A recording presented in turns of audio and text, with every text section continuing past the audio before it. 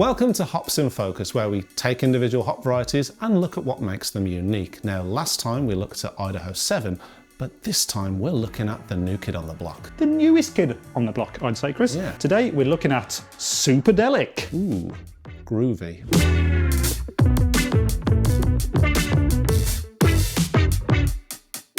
Superdelic then, Paul.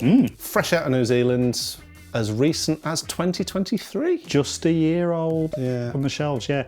So 10 years in development now. Okay. Experimental name, NZ102. Rolls off the tongue, and that was with a company called NZ Hops or New Zealand Hops Limited. But also, brewers are loving this. Oh, okay. Yeah, apparently it's a massive, massive hop. It brews really well in terms of flavour. It gives great aromatics. It's the full package. Yeah, and apparently it's getting a good review. Yeah. Okay, yeah. Well, that's good. What are we using as our test subject for today? Today we are using a beer called So Superdelic. Wow. By the mighty GlassHouse. Local brewery to us, Yes, the boys from GlassHouse. Sturchley in Birmingham. Yes, so this is interesting. We couldn't actually get hold of, at time of recording, a single hop Superdelic beer, but we can maybe look at that later on. But apparently, from what the notes were saying when we were doing our research, Superdelic is a bully of a hop. It's a bully of a hop. It's a nasty bastard. Yeah, well, I want to pour this bad boy because I'm spitting feathers. Yeah. But I have tried a Superdelic hop beer before, and I think you have as well. Yes. Can't remember much about it. I didn't enjoy it. Controversial. Controversial. Hey, if you don't like it, you don't like it. Yeah. Before we get into what this beer tastes like and smells like, more importantly, GlassHouse are an amazing brewery who do brilliant IPAs and your standard beers, but they do incredible modern cask. Yeah. Absolutely wonderful stuff. If you ever see their cask Get it. on in your local You would tapping, not be disappointed. do it. Yeah, but I think they're also pretty focused on experimenting with new hops. I think they got Nectar on it pretty early. They're quite, I think with their size, they're quite nimble in the sense of they're able to put in a good order of these new hops that are coming through. So Nectar, for instance, when that came about on the scene, they've now got the reputation of being the biggest user of Nectar outside of New Zealand. Slags. That's crazy. But I think also, I had a conversation with the guys from GlassHouse. Some of your bigger breweries, your Verdants and your Deyers and your Cloudwaters, they actually they go over to GlassHouse and Is that right? yeah, they're like, can we do a collab with you and use some Nectar? Cheeky little. Yeah. And I think that's probably the case also with Superdelic. So it's a similar sort of thing. These numbers, or these new batches, they come in on fairly limited numbers. So basically, to stop a brewer from buying it all up and just using it for themselves, it's We had a small space in 2023 of breweries doing Superdelic beers. Yeah. So on Northern Monk, the Colonel, Moonwaker now up in Edinburgh have done a single hop version of this as well. So it was around for a bit. It seems to have dropped off a little bit now, but I think that's because it was a limited run in this country. But I'm sure we'll see it come back in 2024. It'll come in waves, no doubt. It'll come in waves, But anyway, let's pop into Hopland and see what's happening. Let's do it. Right.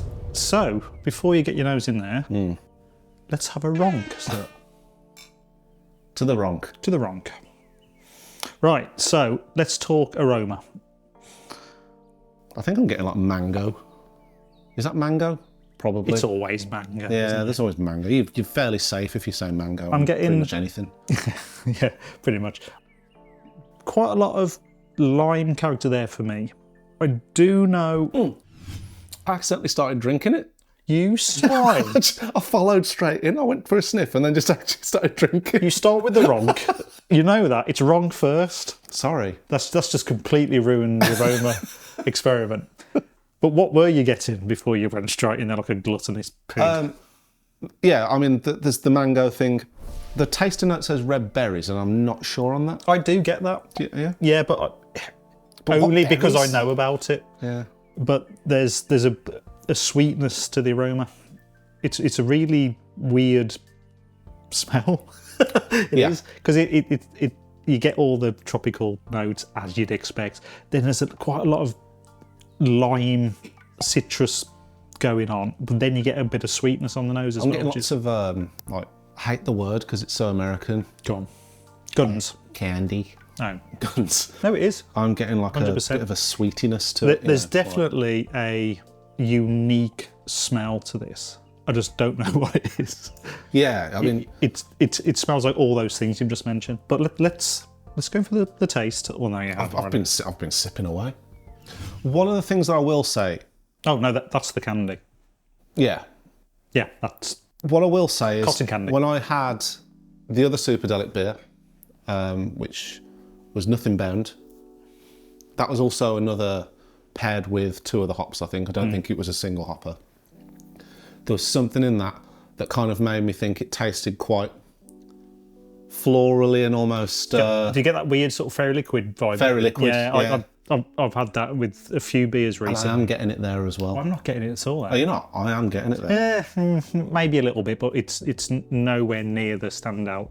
It's probably a fruit that I just don't know how to say that's what it is. But let's not forget, we've got another 2 pretty chunky hops in here. Yeah. We've got Azaka and Mosaic as well. So, we're not getting a true representation of Superdelic. I mean, Azaka's a bit of a sub-hop though, isn't it?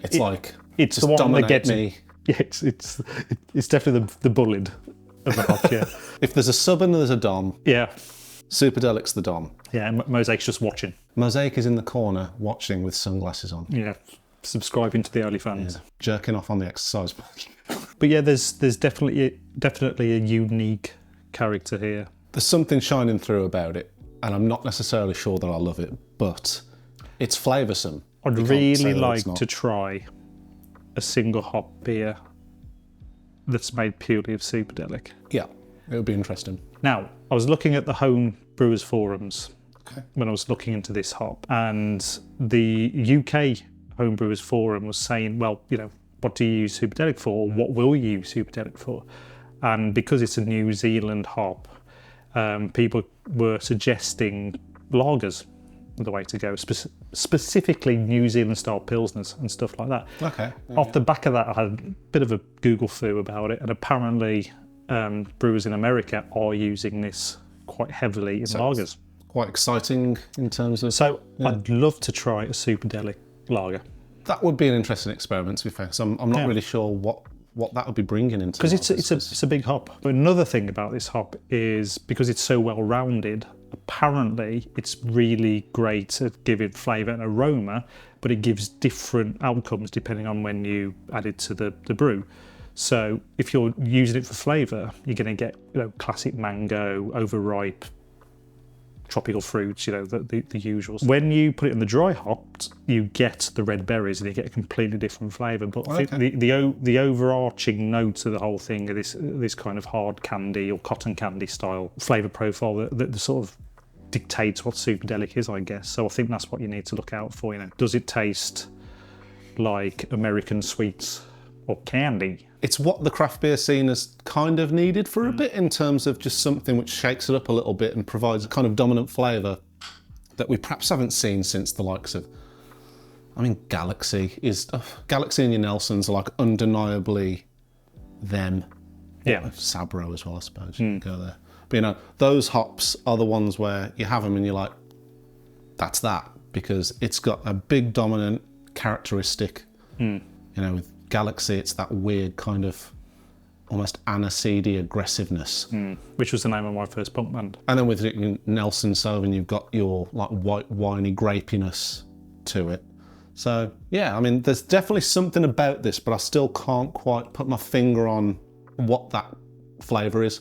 It would take a sommelier or a what do you call them? Cicerone to do that. But it's marred slightly by the other hops in it, I'm sure. So in conclusion then, yeah, I'm quite excited about the future. Yeah, I'm not mad on it, but I think it's high time that there was a hop in there that was versatile enough that you can be throwing it around in your pales and your IPAs, but then also people be like, whack it in a lager.